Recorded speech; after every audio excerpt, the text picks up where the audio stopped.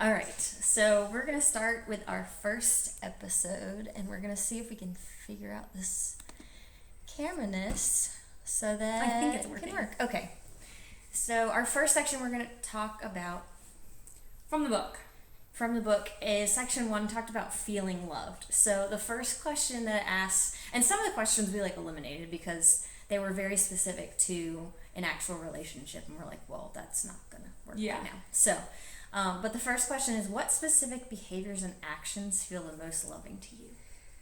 Mine brings me back to my acts of service. If someone, I like the little things, like just like a little flower, like flowers outside. Like if somebody was to walk outside and come back and be like, hey, I got you this flower. For me, that's like, you just bought me a brand new like Lamborghini. Aren't you the one that says you don't always like flowers? I don't. I actually really don't like flowers. Well, because cats are allergic to flowers. They die. But but I have 2 bouquets over there just because it's just sweet. Like, it just means a lot when someone just shows up and, like, flowers aren't that expensive. And it's just like, hey, I was in the store. I was thinking about you. Here's some flowers.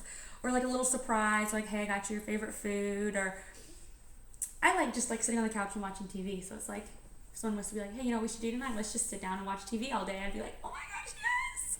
Sometimes you need days like that. Yes. Yes. So, for me, those feel the most loving. Just, like, the little things. That's actually one of the things I had on my list was like spending time together doing nothing. I Yes. think. I mean, not all the time. Definitely want to go out and do other things. Right. But I said that. I also feel like if we're talking about actions, I'm definitely like a PDA person. Like I like the whole like being cuddly or hugging, even if it's within reason, without in public. And right. You know, like I'm not gonna like make out with you in the middle of the Harris Teeter.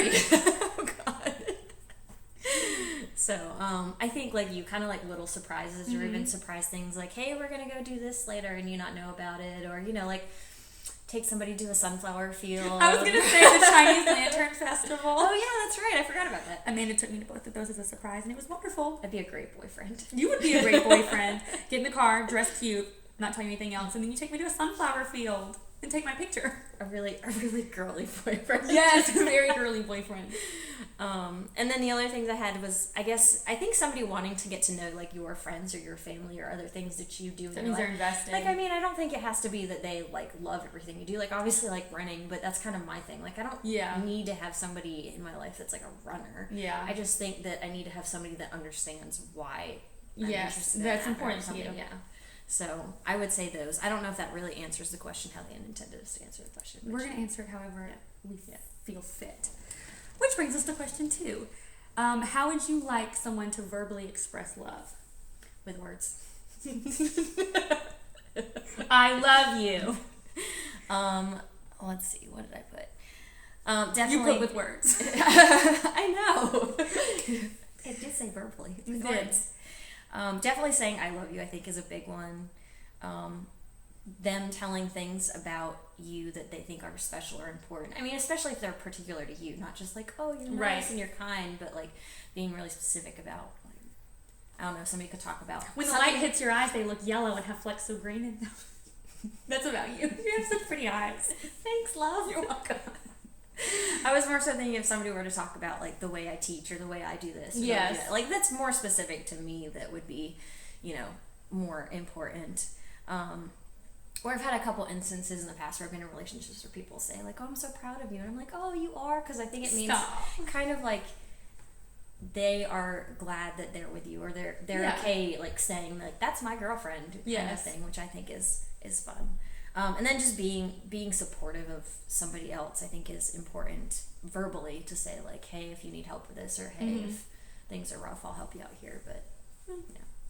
Mine's probably more like, obviously verbal, like, I love you, but also, like, someone notices things I do.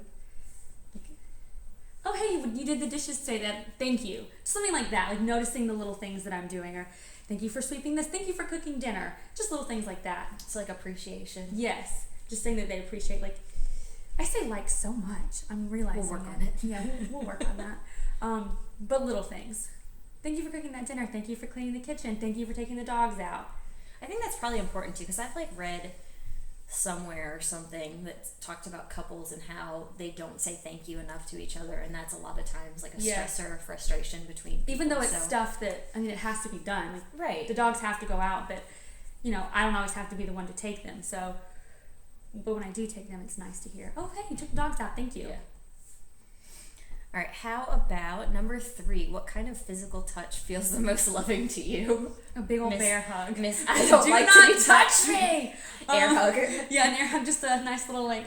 No, I like big, strong bear hugs. Just like I like to be held, if I want to be held.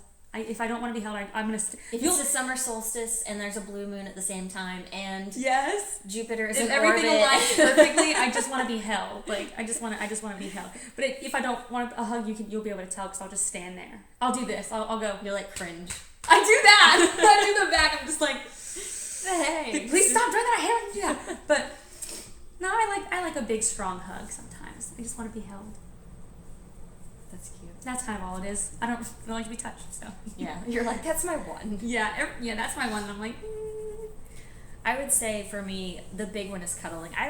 That's like my favorite part of a relationship. Yeah. That's what I miss more about anything about being in a relationship is not having somebody to be like physically close and touchy with you. Like I can't be like, Beth, let's cuddle. Beth, let's watch a movie and snuggle on the couch. It's so weird. We don't do that.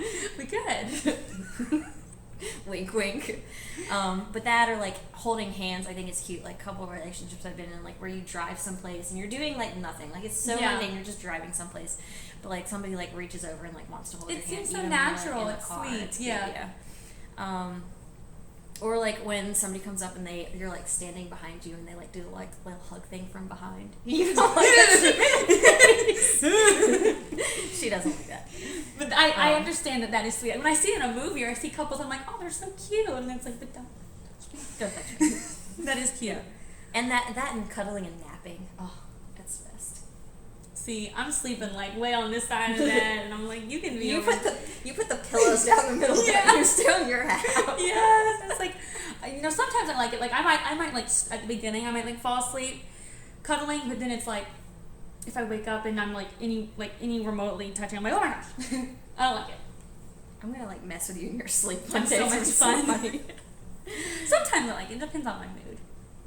Like I said, I do like to be held every now and then. But Austin does. excuse our guest appearance. So the next one is, what might someone say or do that would feel unloving to you?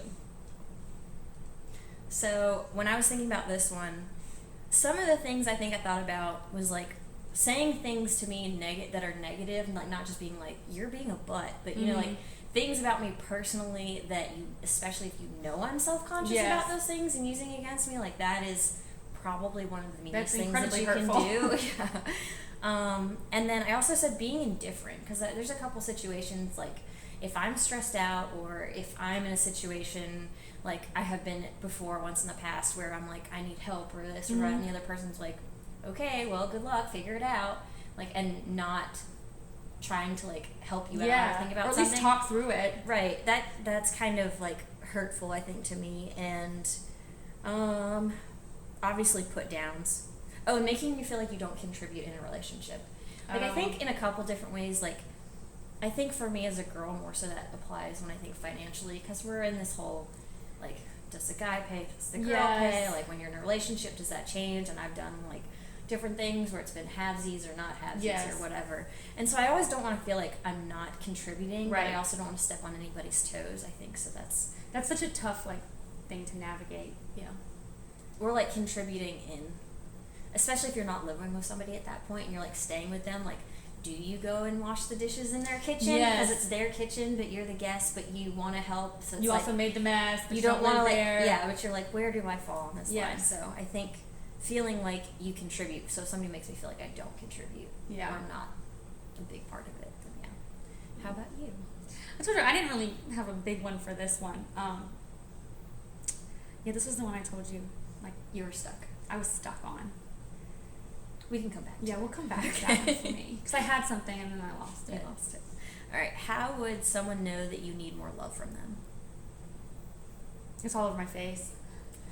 I won't say anything, but it'll be all over my face, or I'll distance myself.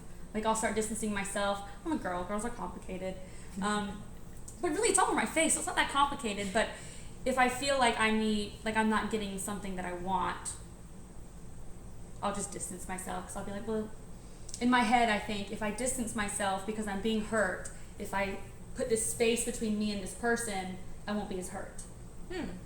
That makes a lot of logical sense. But we don't communicate that to the guy, so the guy's like, what's wrong with you? What is wrong with you? I'm like, nothing, I'm fine. Meanwhile, in my head, I'm like, you didn't tell me I was beautiful. I put so much effort into putting on these earrings, and you didn't say anything. And then I'm sitting on this side of the couch, and he's like, why do I even try? What is wrong with you?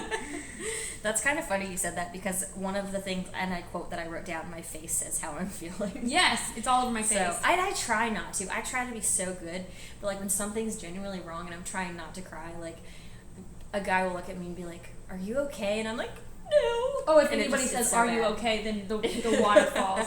So I'll be trying so hard to hold it in, and then it's like, "Are you good?" But don't touch me. Yeah, maybe that's like a common female thing, because I get quiet too, and I feel like that's something that I need to work on. Like when I've been reflecting on things in the past of like, how do you let somebody know what you need from them? And I'm like, why don't you just ask? Yes, like, it's not just communicate that hard. Like, why do we do that as yes, girls? it's so much easier said than done, because looking back, it's like, just say that you needed this or that, but in the moment, we it's expect like, everybody to be mind readers. Sorry, I apologize to all the male. Yes, well, I've been in situations before where it's been like, why didn't you just tell me this is what you wanted? In my head, I'm like, why didn't you just, or I'll say, like, why didn't you just know? And then you feel like how ridiculous you and sound. then I say it out loud, and it's like, whoops. You're not a mind reader. I forget that sometimes. You should be, though. That's how I'm your mind reader. You're my mind reader. It's like, Amanda would have known that that's how I was feeling. Amanda would have known that I wanted to go to Chick-fil-A, and you just drove right past and you went to Wendy's. I wanted Chick-fil-A. Yeah, no more Wendy's. No more Wendy's. Inside joke. All right. Am I asking this, or are you? Where are we? Number 6. That's you. Oh. How often do you need to hear your significant other say, I love you? Every day. All the time. Yes. Constantly. That was kind of my answer. Multiple times a day, when I wake up, when I go to bed, during the day, when we get in the car, I genuinely will question it if I don't hear all the time. I also think, too, I've had so many, like, I don't know if it's like movie things or like videos or whatever, stories where people are like, yeah, one of the last things I said to them was this, and it wasn't I love you. I kind of feel like that's one of those things, like, you don't want to leave things on a bad note. And I'm even thinking that with, like, teaching middle schoolers and having middle schoolers and knowing, like, if I'm ever lucky enough to be a parent one day and having a middle schooler and being able to say, like, you're being a pain in the ass, but I still love you. So even having that situation, like, go to your room and I love you. Yes, you're totally gonna be that parent. I cannot believe you did this, but I love you. But go to your room. But go to your room. Yeah. So just, I think, reiterating that fact of making sure people know that even if you're mad or upset with them, that, like, you still care. Yes.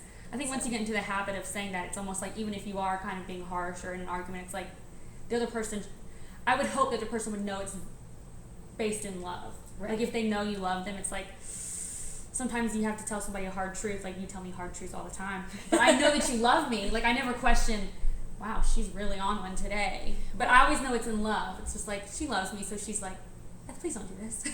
Yeah, and I think more now that I think about it, too, with me being a words of affirmation person, kind of like you're saying, like, if somebody doesn't say it to me, then I might start to question it or be like, do you still anymore? Yeah. Kind of thing. So, yeah, that's definitely one of my top things.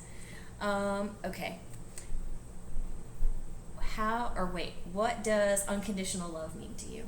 Ooh, this one's a tough one. This one is a tough one. This is like a whole thing in itself. I mean, it sounds simple, but I mean, no matter what. And that's easier said than done, because when you're in a situation where it's like something really bad is going on, or you have a crazy family, you still, I love my family, but you still want that person to love you, even though it's like they're walking into a literal lion's den, like a snake pit. It's like, hey, I love you, and I know you love me, but I'm getting ready to drag you through this. I think unconditional love is like, you're going to love them. That's like even a simple example. Yeah. I mean, like, life is crazy. Life is hard. But I mean, through anything. Yeah. I kind of said the same thing, like accepting I think accepting somebody despite their flaws. Like, nobody's perfect, and you have to accept that nobody's going to be perfect. Like, whoever you're with is going to make mistakes, and being understanding of that. And that yourself, too, you're not perfect either. Right. And that they need to understand you're going to make mistakes. And kind of like we said before, like, being able to be mad with somebody and still know that you love them despite that is probably really important. The only thing I ever get stuck up on is, like, those... I mean, I get it because it's a mom's love, but, like, moms whose kids are, like, really, really bad and end up getting arrested for, like, murder and crazy things. And I'm like, I don't understand how you could still love your child, but I do at the same time. Yeah.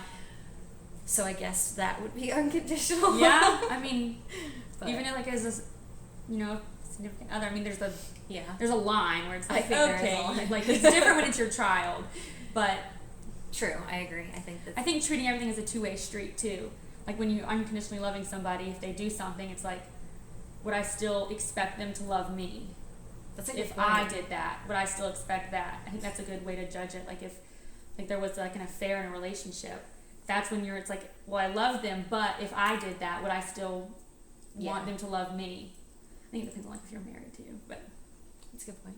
True. Two-way street. The last one is, how can we rekindle love when we see signs of apathy or distance? So for that one, I think for me, a lot of times it's looking back and being, like, nostalgic. So if you think back to, like, earlier times in your relationship where you did something that you guys both really enjoyed, but maybe forgot about doing, and bringing that up and, like, doing something like that again. Yeah, go on a trip. Like me being like, surprise, we're going to the sunflower field. We're going to Nashville again. Oh yes, let's go. I'm ready. I'm pumped. So stuff like that, or little surprises, or just kind of keeping things up with like date nights, and thinking about questions, like with you and me, like thinking about this, of like having conversations where you're talking about things that you don't always normally talk about. Or I've been looking into that a lot lately with different, like, games or questions or that kind of things where you can ask. You got some crazy games. Some card games. And so having conversations with people to kind of bring up things you might not otherwise have talked about can kind of reconnect you, I think, with somebody. But yeah, I mean, that's kind of what I was going to say. Just bringing things up from the past, or getting away a lot, like just leaving your day to day, because sometimes you get stuck in a rut of doing the same thing every day, and it's like, why don't we just take a trip? It's COVID, don't take a trip. I don't recommend that right now. But yeah, that was mine. I think getting away is a good way to do that too, because you have the opportunity to build memories with somebody like us with Nashville or wherever else, and like doing different things is definitely because you can only, well, as much as I enjoy like staying at home and like cuddling with somebody and doing nothing for a day, every now and then you want to put on a nice dress and heels and do something like fancy. That doesn't build memories the way going out and doing something does. Yes, so that's more important. And I think thinking back to like the beginning of a relationship, because oftentimes, I mean, everybody does this. Once you start dating that person, it's like, okay, I got him, and you don't do as much or try as hard, which is a double-edged sword. It's good and it's bad, but figuring out their love language, bringing them flowers, just little stuff, like dress. As females, sometimes we get really comfortable, and it's just like, he sees you in sweatpants for like, especially during COVID, for like the last 3 months you've been in sweatpants and haven't worn a single thing of makeup, which is good. Like, you shouldn't feel like you have to do that stuff, but every now and then, like, we want to dress up sometimes. Yeah, just make a nice dinner, dress up, and even though we're staying at home, like, it's like, hey, I love you, I made you this dinner, I look nice. That's important. True. I agree. All right, so those were our questions from section 1.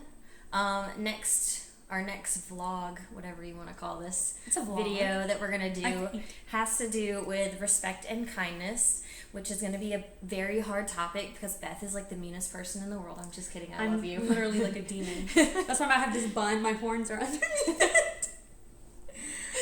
So we'll do that, and I guess we will talk to you later. And Austin, say goodbye.